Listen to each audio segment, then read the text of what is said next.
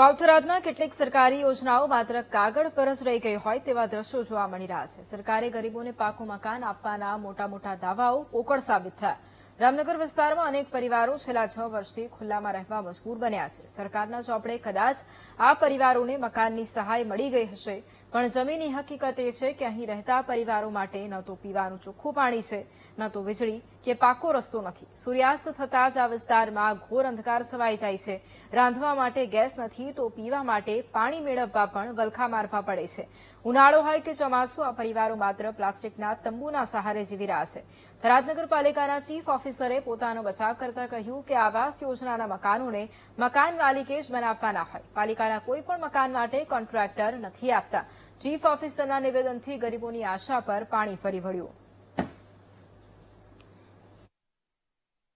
સાહેબ, આ બધું અંદર ને અંદરમાં પાણી પડે છે ને આધા બધું બાકી છે, બરાબર. એને રીતે તમે બહાર બેઠા છો એટલે બધું સારસામાન અત્યારે અંદર મૂક્યું તો અંદર પાણી આવે છે બધું, બરોબર. એને જોવું હોય તો જોઈ લો, સામે રહ્યું. કેટલા સમયથી છો આ રીતે તમે? 4 વર્ષ આ થયા સાહેબ, મકાન બંધ થઈ અને પૂરા નથી થયા. કેટલા પરિવારો છે આવા? એ વાતો સાહેબ, બધા પરિવાર બિચારા બધા બહાર બેઠા છે, અંદર થઈ નથી.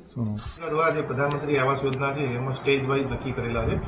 જે તે સ્ટેજનું જે કામગીરી પૂર્ણ થાય એના જીઓ ટેગ ફોટા પાડીને દરખાસ્ત કરવામાં આવતી હોય છે, પછી લાભાર્થીના એકાઉન્ટમાં પૈસા જમા થતા હોય છે. આપણે જે કીધું 130 મકાન, તો નગરપાલિકા કક્ષાએ તો જે સ્ટેજ ઉપર મકાન હોય એ સ્ટેજના ફોટા પાડી દરખાસ્ત કરવામાં આવતી. નગરપાલિકા કક્ષાએ હાલના તબક્કે કોઈ પેન્ડિંગ દરખાસ્ત નથી. તો જે છે મકાન બાકી પડશે અને હપ્તા પૂર્ણ થઈ જાય કઈ પ્રકારનું છે? એટલે સ્ટેજ વાઇઝ આપણે દરેકે તો મકાન વાઇઝ ચર્ચા કરવી પડે. હાલના તબક્કે નગરપાલિકા કક્ષાએથી કોઈ પણ જાતના દરખાસ્ત પેન્ડિંગ. આ જે મકાનો બનાવે પાલિકા થ્રુ બનાવે છે, કોન્ટ્રાક્ટર કોણ કામ કરે છે?